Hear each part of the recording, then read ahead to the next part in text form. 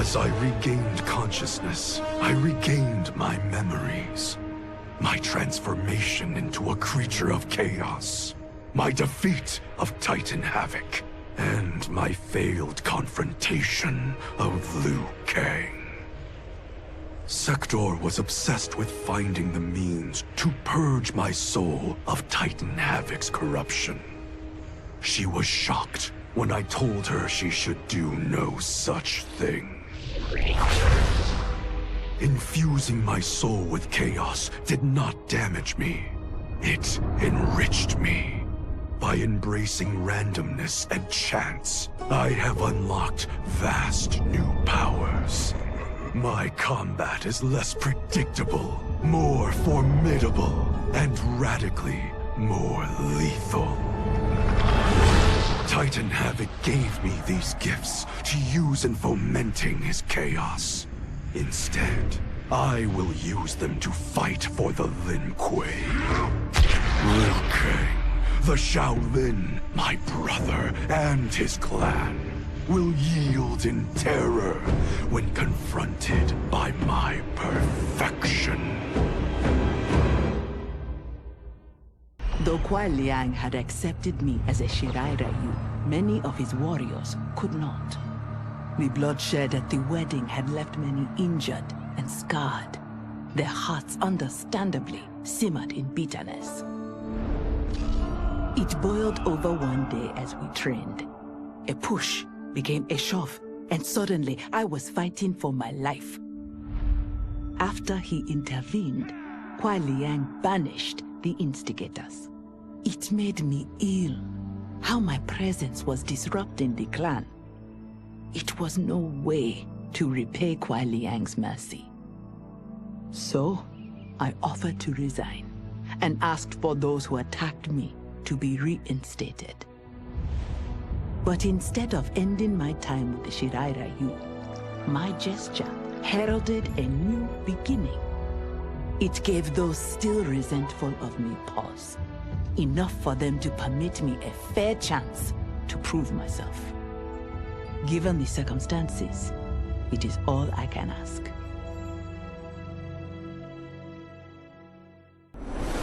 Though I had returned to the temple after Titan Havik's defeat, I remained livid. Livid with Bihan's foolishness, Kuai Liang's betrayal, and Cyrax's defection to his Shirai Ryu. So when Quan Chi arrived to parley, offering to eliminate the upstart clan, I listened. For his services, Quan Chi asked that I retrieve an amulet that was locked away in the Temple of the Elements. No small task, given its wards and guardians. The one worth undertaking, if it would finish the Lin Kuei's rivals.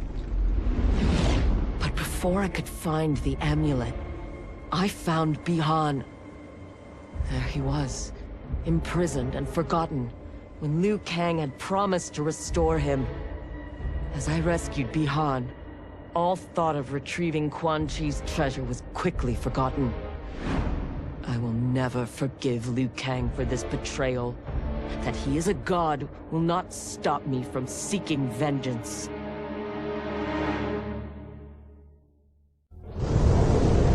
How many times have I saved them? I give and give and give, but no, I laser a few measly, innocent bystanders, and suddenly they're all, "What have you done for me lately?" I guess they forgot there's only one true justice in this world. Me. But of course, that was before things got weird. Gotta admit, a portal from another dimension opening up and demons pouring out wasn't how I thought Tuesday was gonna go. But then again, that multiverse crap is all the rage lately, so who knows? And the same ungrateful crybabies who whined about me lasering a few dozen nobodies, now they beg me to save them. So I save the world again. I mean, it's my world, Can't let a bunch of demons disrespect me. After I finished them off, their portal or whatever was still open, which could only mean one thing. Sequel! I went in the damn glowy hole, and what did I discover? Another realm, with a tournament where gods and monsters fight to the death. It was like Votland, but just for me. Honestly, I only wish I'd known about this place sooner, because I've had the time of my life.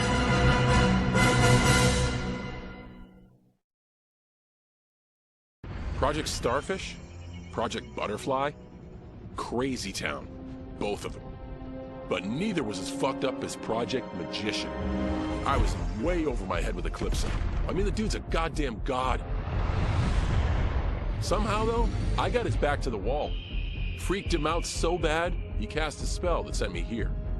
I guess he thought sending me here would finish me? But I tell you, I feel like I've come home. This place needs peace. Bad. And like me, folks here will do whatever it takes to get it. So bring on Shao, Reiko, and those dickhead sorcerers. I'll drop them all first chance I get. To kill a snake, you cut off its head. Or in the Yakuza's case, its heads. Kenshi said I couldn't do it. But he didn't know what I knew. That the family's bosses were meeting to talk shop and settle disputes. In one fell swoop, I could decapitate them all. As they nursed whiskey and negotiated, I waited. My moment came, then was cut short when a fiery portal opened. Out of it stepped men I'd never seen before. And from the boss's low bows and averted eyes, I could tell they were the ones really in charge. Listening in, I learned they run the Red Dragon, an ancient clan secretly behind all of Earthrealm's crime families. I could crush the Yakuza, but these Red Dragon would simply replace it. Probably with something even worse. I'm facing a powerful new enemy in my war on the underworld. One I never saw coming. And I've got to finish them. Or die trying.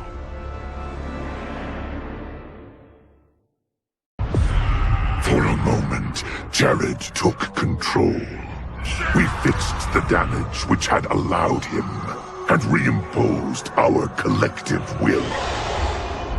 But the damage went further than we thought. Without Quan Chi's aid, the spell which birthed us would fail. All of our souls would die. We freed the sorcerer from captivity. But after healing us, he betrayed us. He schemed to make us his slave once again. Combat was fierce, yet we persisted, finding strength in the unique abilities of our collected souls. Now we must decide our future path. Reconciling our desires will be difficult, but reconcile them we must. If not, we will be consumed by civil war.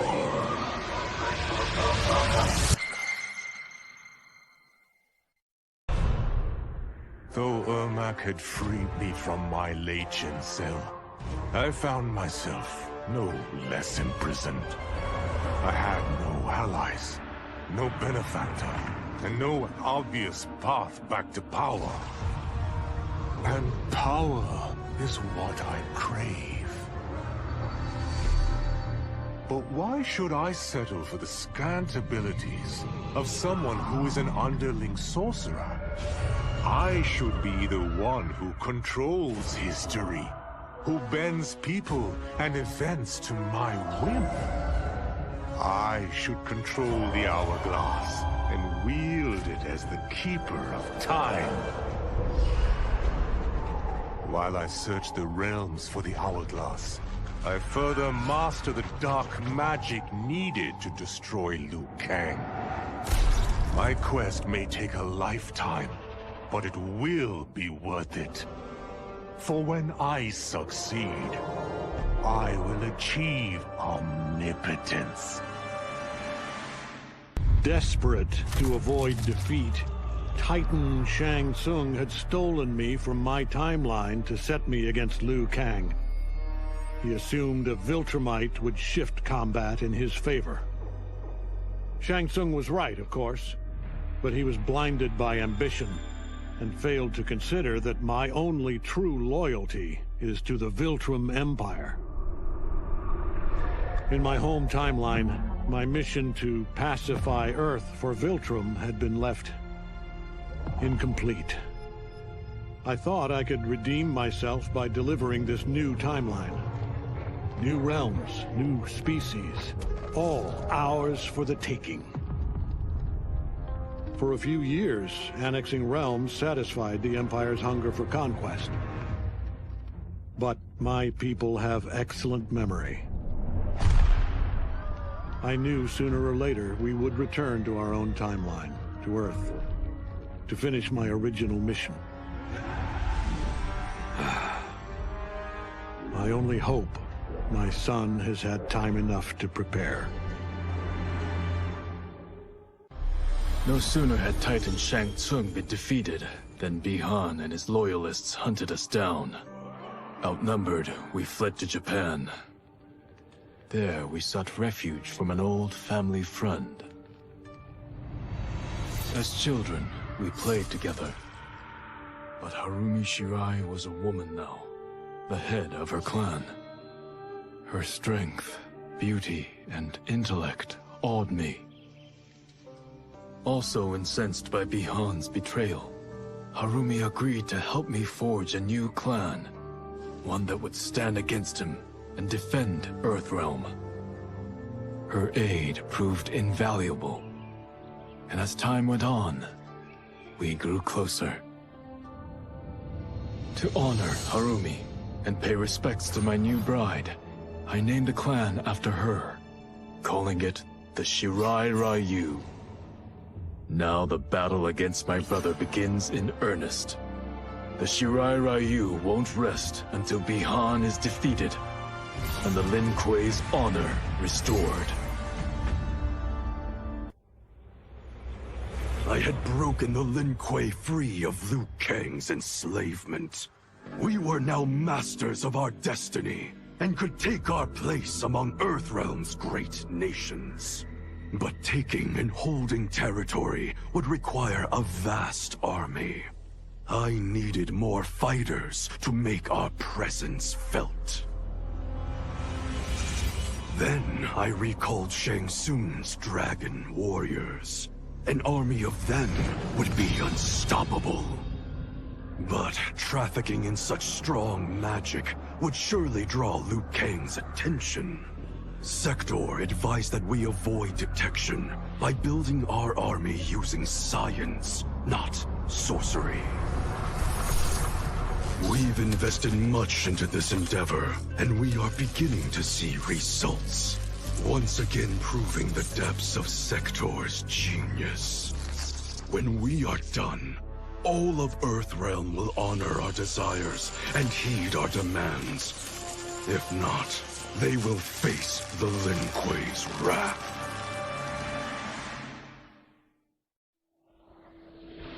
My loyal partner had warned me. Reclaiming my power as Keeper of Time might have unforeseen consequences. In this, as in most things, he proved prescient. The process I had undergone did irreparable harm to my body. Taking back my power had cost me my immortality. While my lifespan would still stretch across eons, I would one day perish. And if the war with Titan Shang Tsung taught me anything, it is that this timeline is not safe without a protector. Yet I had never given thought to choosing a successor. Who is it that could replace me and protect my new era? The answer, of course, is Geras. Tireless and meticulous, he is perfectly suited to be entrusted with this grave duty. And no one knows better the temptations of the hourglass.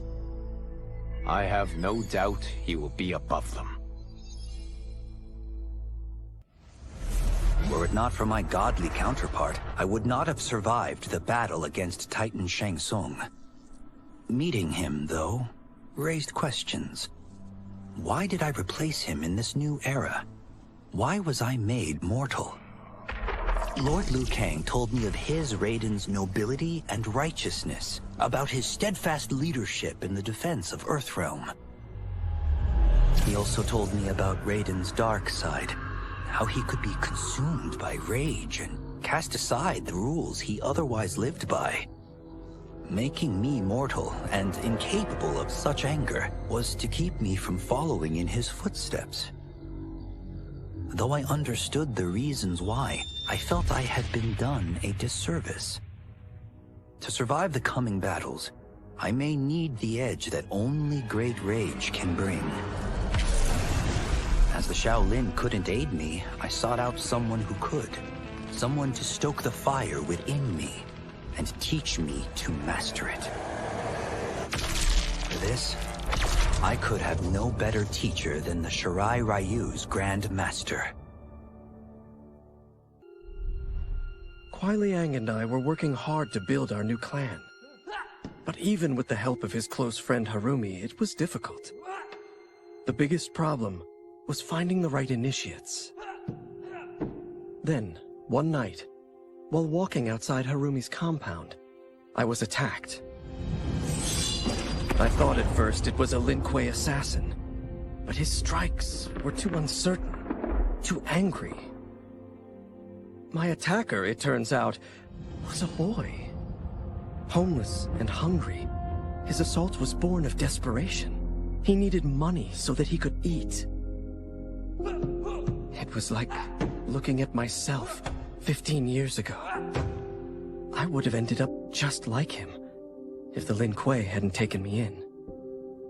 So I took the boy to Kuai Liang, who also appreciated his fire.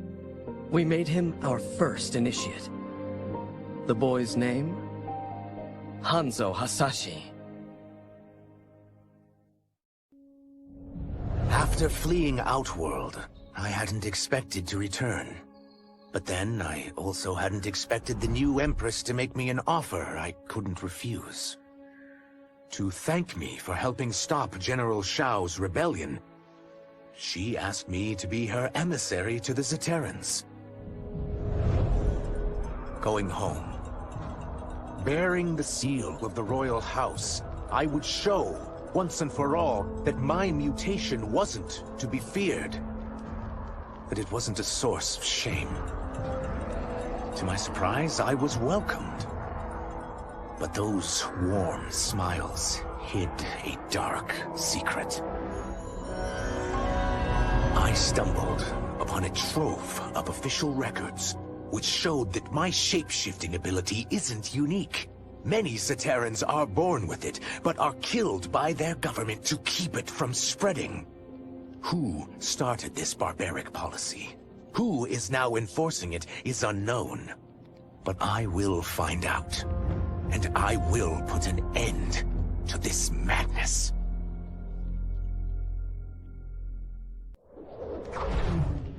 Since this whole thing kicked off, I'd wondered why Liu Kang chose me to be a champion. I mean, sure, I was killing it as a martial arts star, but it's one thing when it's all for show. It's different when you're playing for keeps. Then Liu Kang let me in on his master plan. He wanted the masses to know about the world beyond them, the one filled with gods and monsters, and he wanted me to tell him about it. But I knew revealing the truth all at once would be too shocking of a plot twist for most. That's why I pitched doing a bunch of stories, to slowly get people used to it. And if there's one thing I can do, besides kick ass in combat, it's build a cinematic universe. I'm serving up movies, streaming series, games, you name it. I like that I'm doing a public service. And it doesn't hurt that I'm making more than a few bucks. It's the kind of synergy that would make any studio mogul proud. Though the barriers between timelines had been rebuilt, there was no question that they could again be broken. Protecting this timeline would require eternal vigilance, so that it could not fall victim to further outside aggression. But nothing in my countless lifetimes had prepared me for this task. In none of them had multiple timelines ever coexisted. Monitoring them for threats was an entirely novel problem. It would require a novel solution. I discovered that though the timelines no longer touched, their meeting had left them intertwined. I can now secretly surveil all timelines, keeping watch for potential danger. It pleases me to do this service for the new era. Lord Liu Kang may rest assured that it is secure.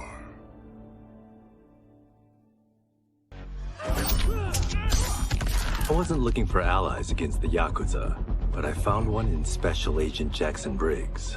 He'd heard gangsters plotting to kill me on a wiretap and came calling, hoping I'd be his informant. We planned to part ways when we got the job done, but then Shang Tsung showed up to steal Sento. Needless to say, Jackson had questions. It blew his mind to hear that the stories in Johnny's movies were real. Once the shock wore off, Jackson quickly sized up the threats Earthrealm faced. To deal with them, he got his bosses at the FBI to form the Outworld Investigation Agency. When he asked me to sign on, I hesitated. After all, me? A government agent? But it's an important job. And more importantly to me, an honest living.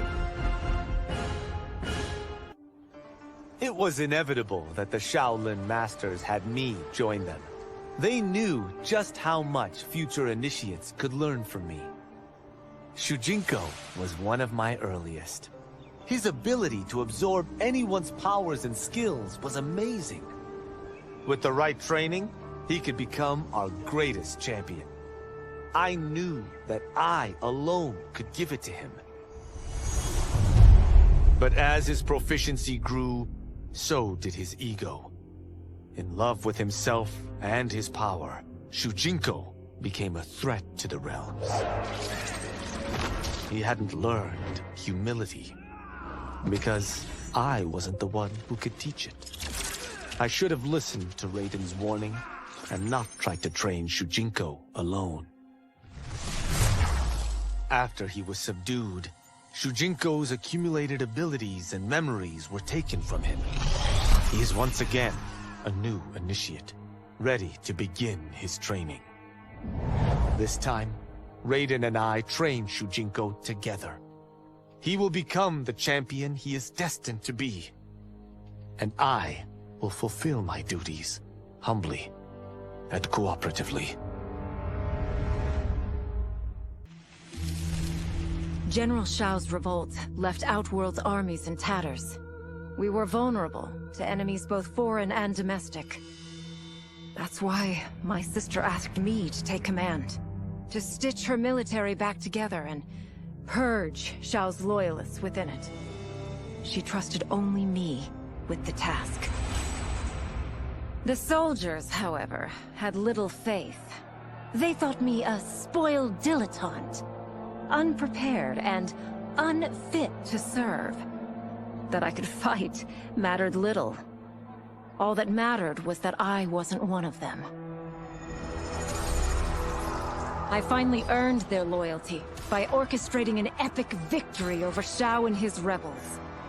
Though the general himself escaped, his forces were smashed. For as long as I am able, I will lead the Empress's armies in defense of Outworld. Through strength, we will achieve peace. Though worried about how the public might react, I met with Baraka to discuss his Tarkatans. Speaking from his heart, he moved me. I agreed to visit his colony and see how his people lived. The conditions were atrocious. This was one of my mother's few mistakes. Like all Outworlders, she treated Tarkatans with scorn. What they deserved from us was compassion. And the only way to get it for them was to reveal my affliction. To show all my subjects that even an Empress could get Tarkat. The scandal my revelation caused was intense. But with the help of Kitana and Tanya, I emerged from it a stronger Empress than ever. My honesty, empathy, and resolve won over my remaining doubters. There is no longer any question that I am fit to lead the Empire. After escaping Lei Chin prison, I was hounded by the Imperial Police. I needed a place to hide and to recuperate while I plotted the best way forward. I knew the remote canton of my youth would be perfect. To escape capture, I traveled by sea. Little did I know that a gargantuan storm was brewing. My tiny craft was smashed apart. I closed my eyes, waiting to drown, hoping that the Netherrealm wouldn't claim my soul. But when I reopened them, I found myself not in hell, but on a deserted island. From its ruins, I could tell that great sorcerers had once lived there. In the caves beneath the ruins, I found what I can only describe as a well of souls. Once I learn how to wield its power, I will become invincible. The battle had been lost, but the war isn't over. I won't stop fighting until I take Outworld's throne. That they thought Lei Chin prison would hold me is laughable. Once free, I began planning my next campaign. I would need an unstoppable army to overthrow Mileena. Unfortunately, most of my former soldiers lacked the courage to rally to my standard. Rebuilding my army would require finding new recruits. And that task is proving easier than expected. Outworld's golden age has left more than a few behind. Without hope, without power, they eagerly heed my call to tear down Mileena's government. Quan Chi's defeat had cost me everything. For months I had furthered his plot, and now I had to start over. Saito's people were still in chains. That's when Rain approached me. On the run from Empress Mileena, he was desperate for help. And though I'd had my fill of sorcerers, this one was different. I agreed to provide him safe haven. He agreed to help topple Saito's government. And topple it we did. Rain summoned a wave so fast, so powerful, that it crushed the capital. Saito's fascist rulers were swept away. My people are finally free. They can chart their own course, needing only to follow their own desires. Their lives are now blessed by anarchy. With General Shao freed from prison, we began raising a new army against the royal family. Though many were eager recruits, few were good at soldiering. It was so bad, the general was forced to change tactics. He decided that we needed a doomsday weapon. That weapon isn't a thing, though. It is a monster. Onaga, the Dragon King. The general told me the old legends were true. That his ancient ancestor defeated Onaga, trapping him deep inside Mount Sagan. The Dragon King is still there today. His pent-up fury waiting to be unleashed. Because Onaga is so dangerous, the general wouldn't risk trying to tame him before. But now, he feels we have no choice.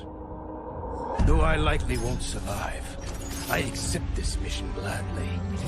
I can think of no greater honor than to give my life in the general's service.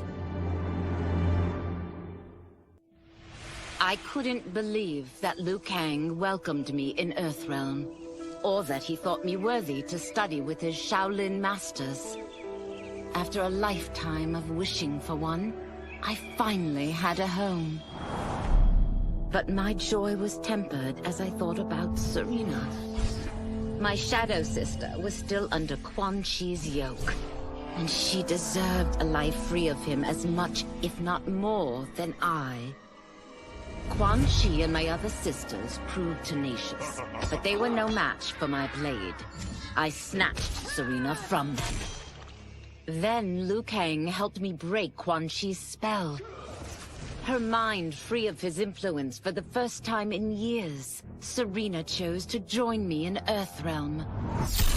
My sister and I once again fight side by side. Only now we do so for Earthrealm. Together, we have formed the Order of Light. While the regime had changed, little else had. My people still suffered in silence, ignored by the rest of Outworld. Though now I knew Empress Mileena's secret, that she was also afflicted with Tarkat. If anyone would help, it would be her. But how to get an audience? Cyzoth. He was the Empress's new emissary to the Zaterrans. I asked him to introduce us. At great personal risk, he agreed. And as I'd prayed, the Empress was willing to meet. Even better, she would visit the colony. She was shocked to see how we lived. She moved quickly to provide for our care and comfort. Thanks to the Empress and Cyzoth, we Tarkatans are no longer pariahs. Until our disease can be cured, that will do. To elude capture by Empress Mileena, I joined Havik's crusade in Sido. There I summoned more magic than I thought possible, and drowned out the old regime. Havik's longed-for anarchy had been achieved. He was more than satisfied. But I was left empty and broken. Had I been satisfied as Outworld's High Mage, not let myself be tempted by Shang Tsung, a great city would not now lay in ruins. I've caused devastation, ended thousands of lives, all because of my blind ambition. I've betrayed my oath, my sovereign, and my realm. These high crimes merit punishment, and I'll accept whatever the Empress gives me. My only ambition now is to one day be forgiven. As the darkness enveloped me, I took a long last look at my family. I did not expect to see them again until their souls joined mine in the living forest. But miraculously, my beloved husband delivered me from oblivion. Though he couldn't save my body, Jared had preserved my soul. Like him and countless others, I am now a part of Ermac. Yet ours is not a peaceful repose. The collected souls within Ermac have their own needs and agendas. Before we can speak as one, we must first reach consensus. I had thought, as the former rulers of Outworld, I and Jared would hold sway. But here we are, 2 souls among many thousands, fighting for the right to be heard. And if there is one thing we do well together, it is fight. We will win the right to govern Ermac as we once had governed Outworld. And we will rule for the benefit of all. Until recently, I hadn't met Li Mei, but I had heard the stories. How the Umgadi's matron superior blamed her for not preventing Emperor Jared's murder. How she quit in disgrace rather than accept punishment. But those stories didn't fit the woman I now knew. Li Mei would never have been so negligent. Eventually, I uncovered the truth. The failures and mistakes which led to the Emperor's murder, they resulted from poor decisions made by the matron superior themselves. They made Li Mei their scapegoat. When the Empress found out, she wanted the Umgadi disbanded. But I convinced her that it could be reformed. To make sure it did, she put me in charge. I am humbled by this sacred responsibility. The Umgadi, my sisters, they are my life. I will not let them be brought down by the acts of a selfish few. As her reign began, Empress Mileena faced many challenges.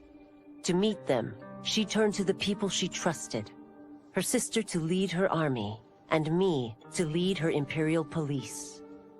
Though I missed Empress Sindel dearly, I was glad my ties with her family had been mended. But while it was an honor to be made responsible for Outworld's internal security, I soon realized accepting the appointment was a mistake. I'm not cut out to be a bureaucrat, nor am I patient enough to navigate the Imperial Court's politics. I was at my best patrolling Sundo's streets, when I could feel the city's pulse and serve and protect its citizens directly. That's why I resigned my post and resumed my role as Sundo's first constable. I end each day knowing I've made a difference. Quan Chi's plot collapsed. Along with it, my plan to secure new beings to feed my starving people. Because I'd advocated for partnering with him, I was held responsible. If I didn't seize for Veternus' new feeding grounds, the Coven would banish me. But then, I had a revelation. I didn't need to conquer realms to feed my people. I simply needed to capture enough beings to breed them. Once they multiply, Veternus will have a limitless, renewable source of food. And I only need a few thousand to start. A number so small compared to the billions in the realms that no one will notice as people go missing. But it will be more than enough to establish our breeding stock and feed a ravenous Veternus.